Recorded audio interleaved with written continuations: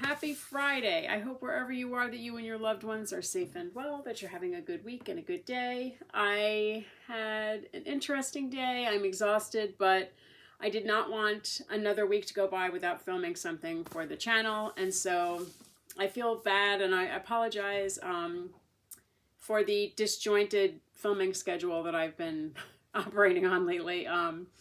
But I did want to talk about today and the week and all that jazz. So I had my sacroiliac injection done today.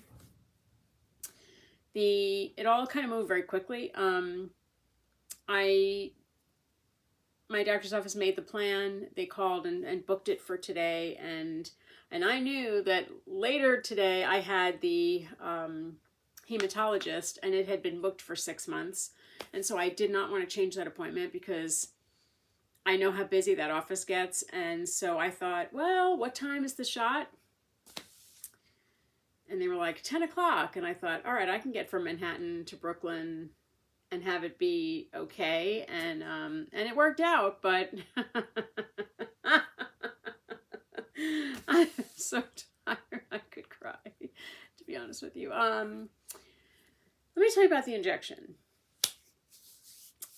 Since 2003, I have had, I do not know, like I just said that, I do not know how many procedures, epidurals, stellate ganglion blocks,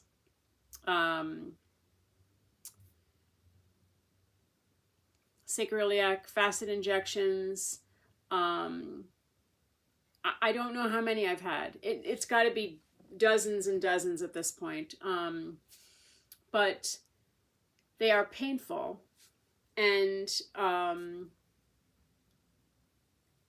just very uncomfortable because they have to go in, they have to thread it. This particular one is uncomfortable because they have to thread it in from sort of more central, and then they go out into the hip joint, and then sort of release the anesthetic, the steroid, into the joint. And so they do the local anesthetic so that you don't feel the lead going in, and that's painful. And so what everybody always says is little stick, little pinch.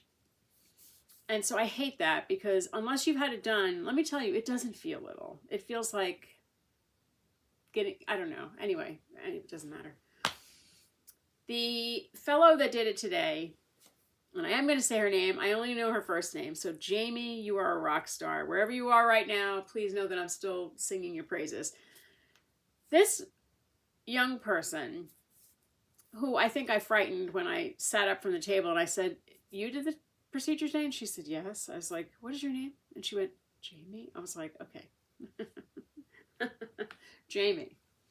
In 20 plus years of having procedures done, it was the least painful one I have ever had. And I am not kidding. The only people who have ever come close to that level of no pain during a procedure are my main doctors. Or correction, my current main doctor, because my past main doctor was sort of like, let's get it done. It doesn't matter if you're freaking out. Not always, but sometimes, more often than not. But to the point where, yes, the local anesthetic hurt, it burned, it pinched. But during the main procedure, it only takes like 15 minutes, but they have to put pressure on you. And so normally it's like a lot of pushing and burning and discomfort.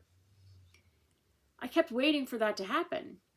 And so she said, and as they're doing it, they're doing it under a live ultrasound because otherwise they wouldn't know where they're going. And so every now and again you hear the doctor saying picture, and you can hear the click click of the camera as they're photographing what's going on. Picture, click click. And she kept saying, you're going to feel pressure. And my doctor was like, there's going to be pressure now. And I kept waiting for the usual, what happened? And nothing happened like that. And I said, wait, you're doing it? And she said, yes. Oh, you're going to feel a little pressure now. I mean, it was nothing like it normally is. And so I was so surprised. And I know my heart was racing throughout because I was nervous. And I was so distracted by my own heartbeat. I was trying to calm myself down. And I thought, wait, what's happening here? This is like nothing compared to what it normally is. So when it was over, I was on my stomach, obviously. And so they sit you up, they talk, my doctor's talking to me, and I didn't want her to leave the room before I thanked her. And so I was like, you did it? And she said, yes. And so she got emotional, and she said, you made my day. And, that makes me so happy. And, thank you for saying that. And I was like, no.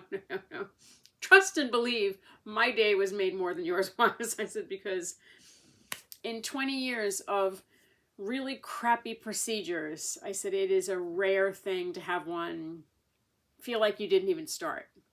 And then I thought she was going to cry. I was like, oh, I'm going to make you upset. And she's like, no, I can't believe it. I'm so happy. You have no idea. I can't wait to go home and tell my family. I was like, oh my gosh.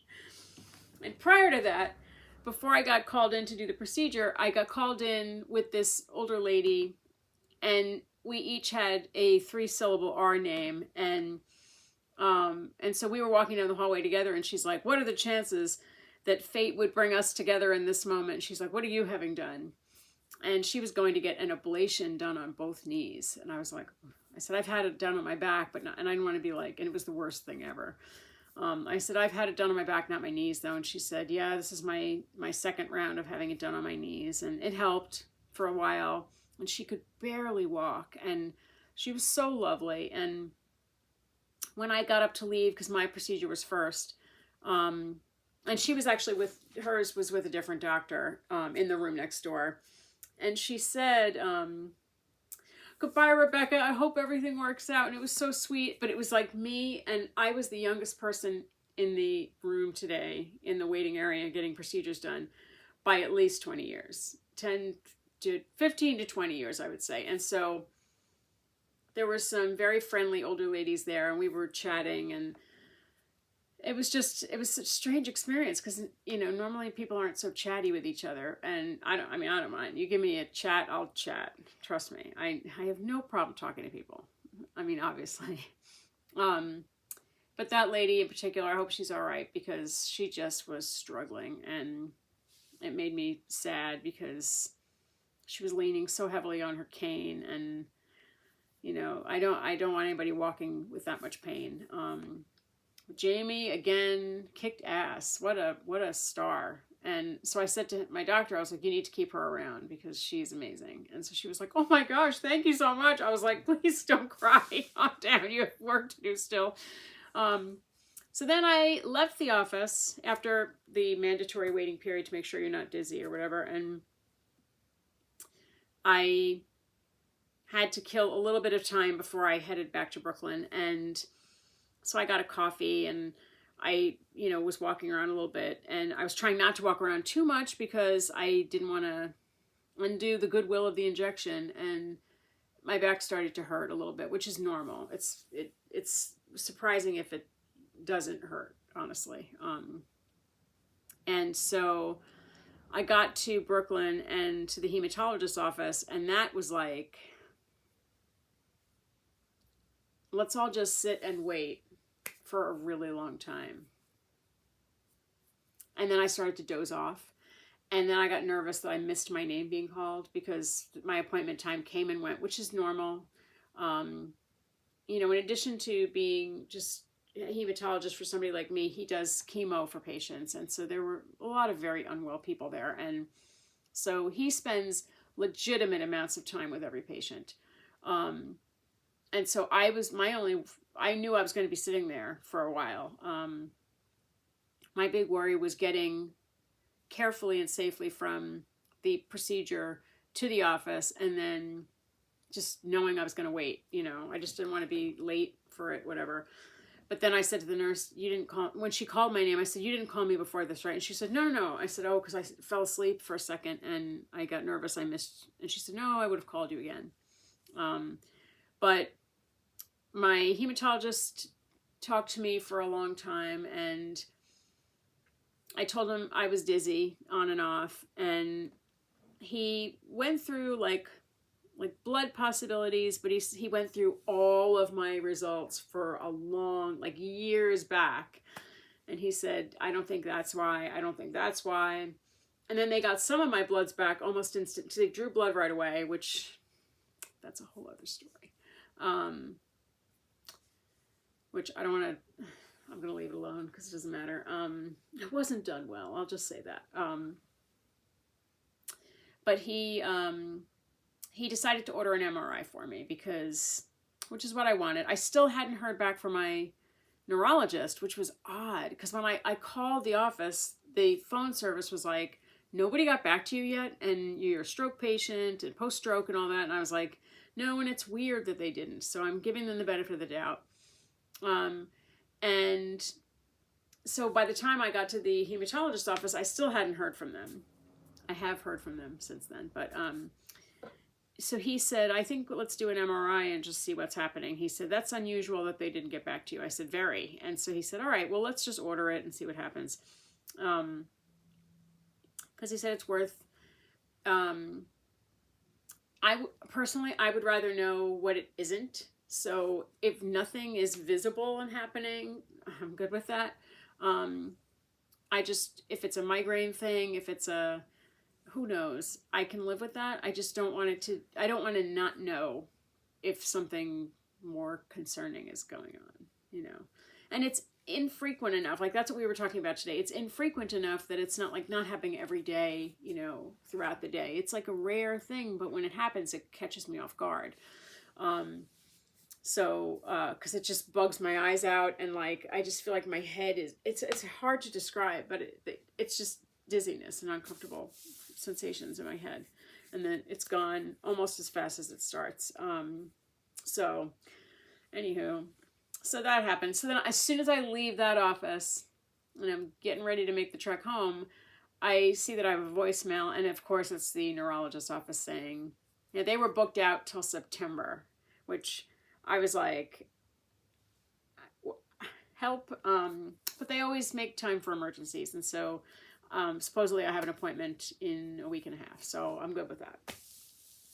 Anyway, I've rambled because I'm tired. And I'm a rambler. I can't help it. I have no idea what I was just about to say. Oh, my shirt. I love the shirt. It's from one of my favorite bookstores in the history of ever. An exclusively romance-based bookstore. There's one in Brooklyn. There's one in California. They're sister stores, owned by sisters. And it's just, they do, it's called The Ripped Bodice. It's the best bookstore. If you like romance novels, which I do. I'm not even going to lie about it. I do. And they do online ordering if you like. But they're great people there, and it's just a really cool store. So I highly recommend checking it out. But my baby sister got me pretty much all of the merch they sell practically.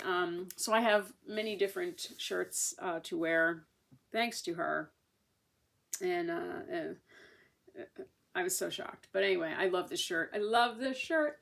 So that's that. I have rambled long enough. I hope wherever you are that you have a low pain, no pain, low aggravation, no aggravation kind of a day, kind of a week, and kind of a weekend to come. That's what we hope for. That's what we deserve. That is what I truly wish for each and every one of you. I hope wherever you are on this Friday in the world that you are safe, that your people that you love, the people that you care about in your life are also safe. This is a strange, strange world we're living in right now.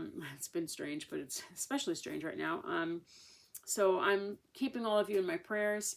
And thank you for hanging in with me on all these wacky journeys that my medical life has taken me on. And, if you're enjoying the videos, hit like, subscribe to them. Why not? That way you know when I post, which will hopefully become more of a schedule. Let's see. Anyway, have a good weekend. Stay safe. I know the weather in New York is going to be a little nuts tomorrow, so be careful out there. And also, I'm thinking of all of you, and I am grateful for you. Take care.